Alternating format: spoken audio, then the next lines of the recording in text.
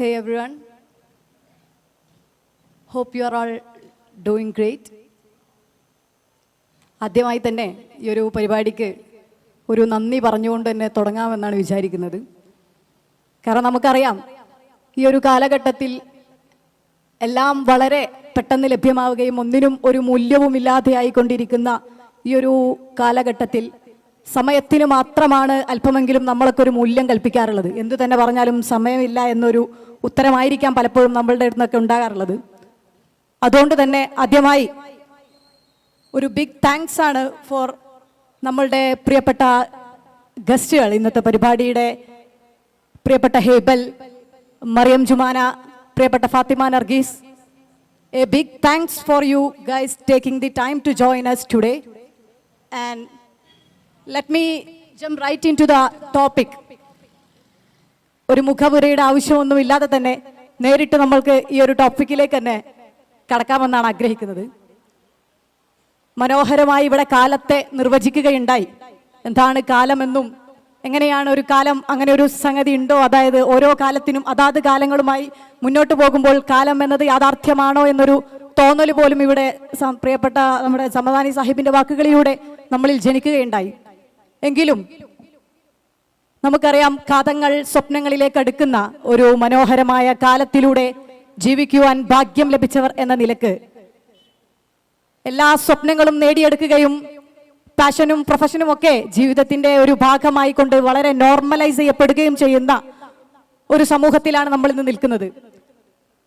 ഗോളും അതുപോലെ തന്നെ ടാർഗറ്റുകൾ അച്ചീവ് ചെയ്തുകൊണ്ട് ജീവിതത്തിന്റെ കരിയറുകളെ പടുത്തുയർത്തുക എന്ന ഒരു സ്ട്രക്ചേർഡ് കരിക്കുലത്തെ എല്ലാം പൊളിച്ചെഴുതിക്കൊണ്ട് പുതിയ കാലഘട്ടത്തിൽ അവനവന്റെ ആഗ്രഹങ്ങളും സ്വപ്നങ്ങൾക്കും വലിയ പ്രാധാന്യം കൊടുത്തുകൊണ്ട് അത്തരത്തിൽ മുന്നേറുന്ന വിദ്യാർത്ഥികളും യുവാക്കളും, അതല്ലെങ്കിൽ നമുക്കറിയാം നമ്മളുടെ ഈ ഒരു കാലഘട്ടത്തിൽ ഈ പ്രായത്തിലുള്ളവരെല്ലാം ആ രീതിയിൽ മുന്നേറിക്കൊണ്ടിരിക്കുന്നവരാണ്. അതുകൊണ്ട് ആഗ്രഹിക്കുന്ന പാഷനുകളിലേക്ക് എത്തുക, അതനുസരിച്ചുള്ള പ്രവർത്തനങ്ങളുമായി മുന്നോട്ട് പോകുക എന്നതൊന്നും ഒരു വലിയ രീതിയിൽ സ്വീകാര്യത അർഹിക്കുന്ന ഒരു കാര്യമല്ലാതെ അതൊരു നോർമലായി തീർന്നിരിക്കുകയാണ്. അവിടെയാണ് ഒരു പക്ഷെ എങ്ങനെയാണ് ഇവിടെ ഇരിക്കുന്ന നമ്മളുടെ പ്രിയപ്പെട്ട ഹേബലും മറിയം ജുമാനയും ഫാത്തിമ നർഗീസൊക്കെ എങ്ങനെയാണ് വ്യത്യസ്തമാകുന്നത് എന്നതും എങ്ങനെയാണ് അവർ ഈ സമൂഹത്തിന് ഒരു മാതൃകയായി മാറുന്നത് എന്നുള്ള ഒരു ചിന്ത നമ്മളെ നയിക്കുന്നത്.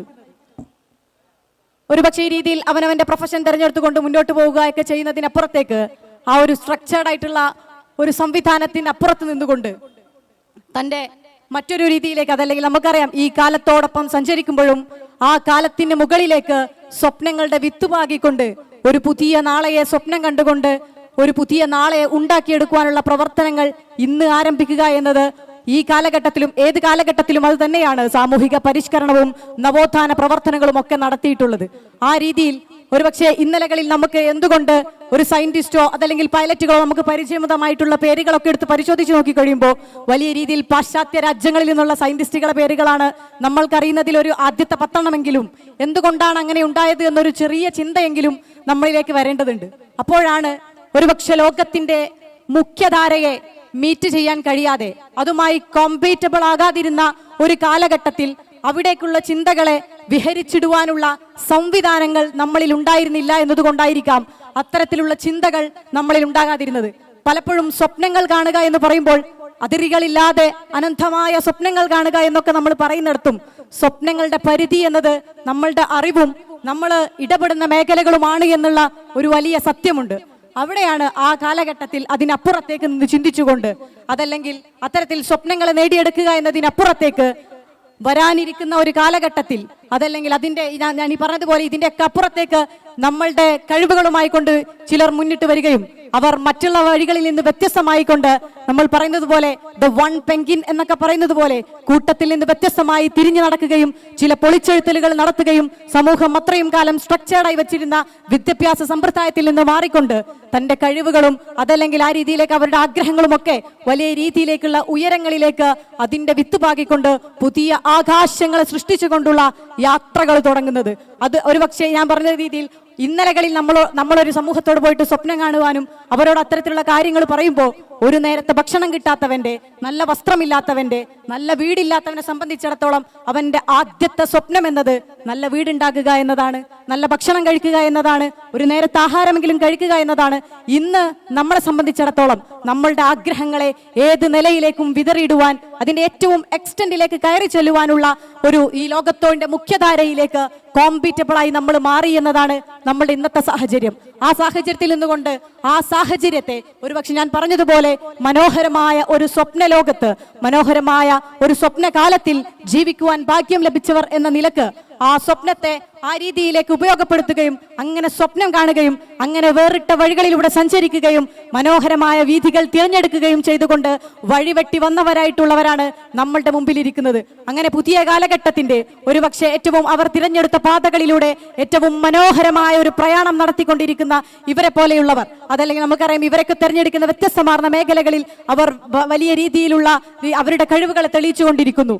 അവിടെയൊക്കെയാണ് നമ്മൾ അങ്ങനെ തിരഞ്ഞെടുത്തുകൊണ്ട് അവരെത്തി നിൽക്കുന്നു. അതായത് നമുക്കറിയാം ഓരോ വീടെടുത്ത് പരിശോധിച്ച് നോക്കുമ്പോൾ ഒരു പക്ഷേ പ്രൊഫഷണലുകൾ ഇല്ലാത്ത വീടുകളില്ലാതെയായിരിക്കുന്നു. ആ രീതിയിലേക്ക് നമ്മളുടെ വിദ്യാഭ്യാസ സമ്പ്രദായം എല്ലാം ആ രീതിയിലേക്ക് മാറുകയാണ്. പാഷന്റെ പുറകെ പോകുന്നു, വലിയ രീതിയിലുള്ള കലാകാരന്മാരുണ്ടാകുന്നു, സാഹിത്യകാരന്മാരുണ്ടാകുന്നു.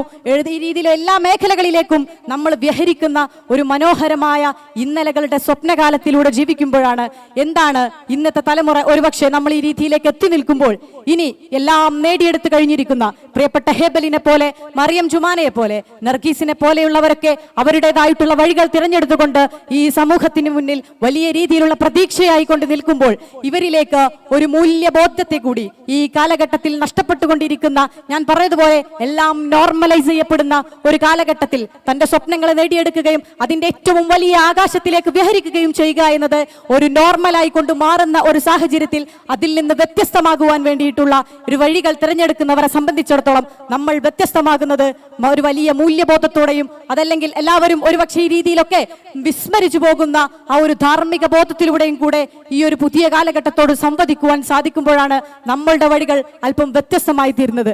ആ രീതിയിലേക്കുള്ള മൂല്യബോധങ്ങളെ, നഷ്ടപ്പെടുന്ന ധാർമ്മിക ബോധങ്ങളെ കൂടി ചേർത്ത് പിടിച്ചുകൊണ്ട് ഒരു മനോഹരമായ ഈ കാലത്തിനോട് സംവദിക്കുമ്പോഴും ഈ കാലത്തോടൊപ്പം കഴിയുമ്പോഴും അതിനു മേലയിലേക്ക് മനോഹരമായ സ്വപ്നങ്ങളുടെ വിത്തുകൾ പാകിക്കൊണ്ടും കാലത്തിനു മീതെ തളർത്തു നിന്നും സ്വന്തത്തിനു നേരെ തിരിഞ്ഞു നിന്നും കൂർത്ത മുനയുള്ള ചോദ്യങ്ങളെ ഉതിർക്കുവാനുള്ള പുതിയ കാലഘട്ടത്തെ ഉണ്ടാക്കിയെടുക്കുകയും ആ രീതിയിലേക്ക് പ്രചോദനം നൽകുകയും ചെയ്യുക എന്നതാണ് ഒരുപക്ഷെ ഇന്നലകളിൽ നിന്ന് നോക്കുമ്പോൾ ഒരു പുതിയ കാലഘട്ടത്തിന്റെ സാമൂഹിക പരിവർത്തനവും നവോത്ഥാനവും ഒക്കെയായി മാറുന്നത്.